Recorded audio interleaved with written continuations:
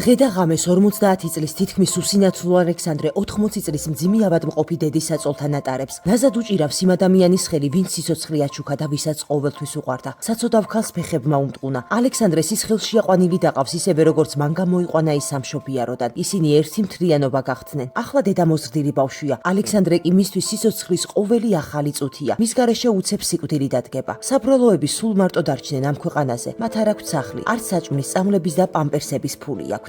მათი ერთადერთი იმედი კეთილი ადამიანები არიან. მოდით არ გავუცრუოთ იმედები, მეგობრებო. თვითონ ალექსანდრე usინათლობით არის ინვალიდი. დიახ, ის usინათლო დაიბადა. ბავშვობაში 2 ოპერაცია გადაიტანა. შედეგად ერთი თვალით მაინც თითქმის ვერ ხედავს და მეორე თვალით რომ დაინახოს, სათვალეს ატარებს ზომით +3. ჩვენი დახმარების გარეშე თავს ვერ გაართმევენ. ინვალიდობის შემწეობა და სოციალური დახმარება ასოცილარი არ ყოფნით ბინის ქირის გადასახდელად. სოციალური თავშესაფრი, სადაც ადრე ცხოვრობდნენ, დატოვებას თხოვეს მას შემდეგ, რაც ვერა ბებია ავად გახდა და თავის მოვლა ვეღარ შეძლო. წარმოიდგინეთ, რომ ვერა თქვენი დედაა, მეგობრებო, და მას დაუყოვნებლივ ესაჭიროება დახმარება. როგორ მოიქცევით?